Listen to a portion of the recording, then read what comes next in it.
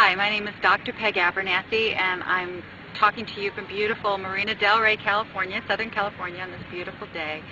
And I want to tell you about my NDE experience. My NDE experience happened a long time ago, but I always say that it was, my life really began the night of my NDE.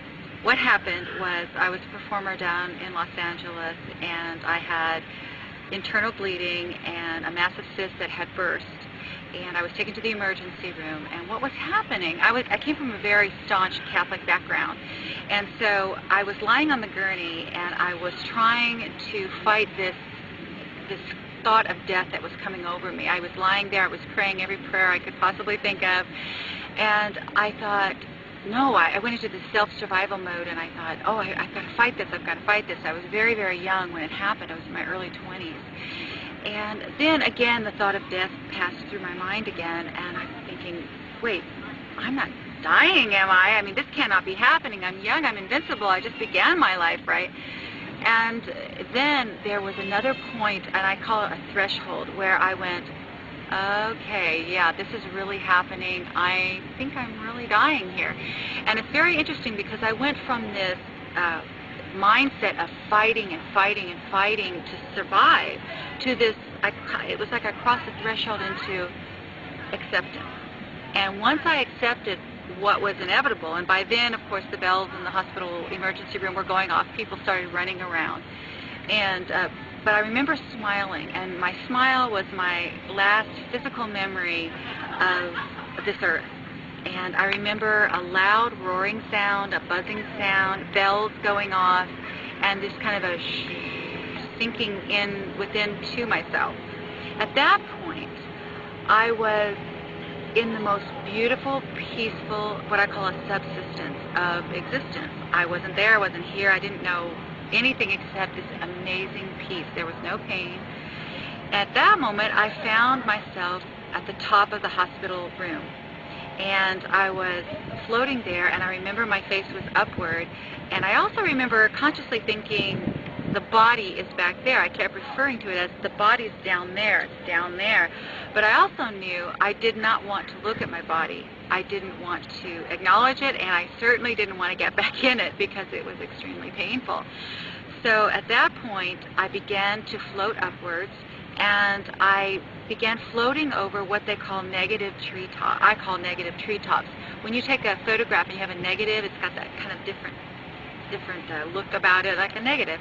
I started floating over these treetops, and there were other entities or beings and people, a couple that I recognized, one is my grandmother, waving to me like, hi, come on in. And it was like I was floating above and looking down, and it was so beautiful. Now I have to digress real quickly. Being from a very staunch Catholic background, this is not what I expected. And this whole thing was completely different, although I accepted it once I had transitioned over. I really felt like, yeah, this is it. This is the real thing. This is the real deal. And the reason I bring that up is that I wasn't expecting all of this, but I just allowed it to be, and I kept going. And I had never heard of a near-death experience. There were at the time, it's 20 years ago, the time there were very few books about it, and people just didn't talk about it. And also the technology in the medical field wasn't as such as we can bring all these people back who have crossed over like they can today, especially with cardiac people. At that point, I just kept floating, and I saw this big tunnel. I had a very atypical experience. Big tunnel with a light at the end of the tunnel. And so I just floated through the tunnel. I entered the tunnel, and I floated toward this light. This amazing, beautiful, peaceful, loving, all-encompassing and unconditional light. You really can't express it in human words because it completely limits the experience, and there are no human words to express it. I say it's more of an emotion than it is a word. And I started to go towards the light, and I describe it as when I burst into the light and I was all encompassed into the light. It's sort of like when you're being born. As an infant, you come out and all of a sudden you're inundated with lights and sound and cold and wet, and you're just inundated. All your senses are just overwhelmed. That's the way I felt, all the way down into the core of who I am, with this amazing love and peace. I wanted this light. I didn't know what it was. I wanted it. I felt it. I needed it. And I kept thinking, oh, I'm home. I'm home. That's all I kept thinking.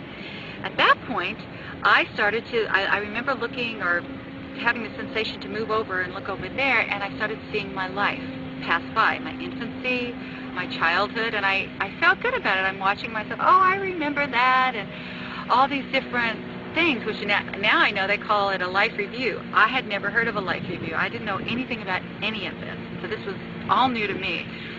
And I started watching myself, my childhood, my early teen years, and then I came to a point where I saw myself being married, which I was about 4 years into my marriage at that time.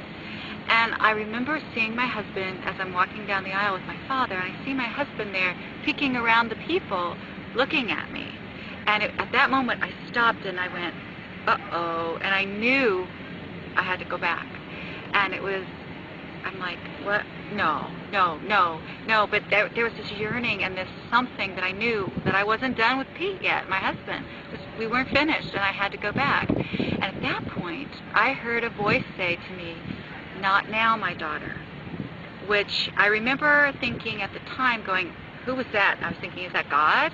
Is that an angel? Who is that?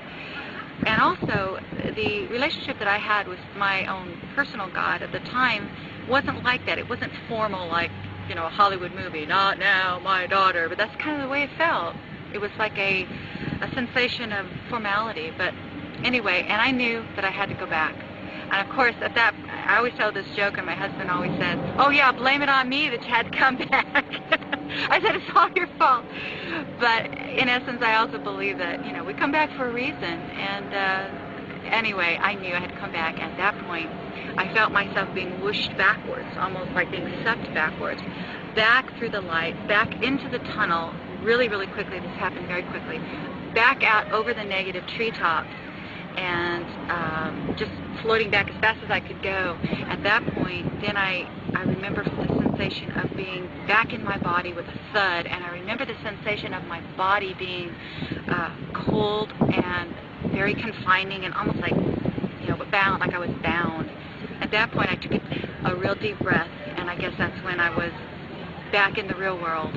And I remember looking around. I remember blinking my eyes and people looking at me and hanging over me and checking vitals and whatnot.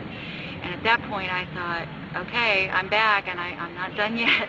And the last thing I heard from one of the nurses was, I can't believe that kid almost died. And I remember thinking as I closed my eyes, you have no idea what just happened to me. So basically that's it. That's my near-death experience. And I also say that that was the beginning of my life, because it completely changed my life.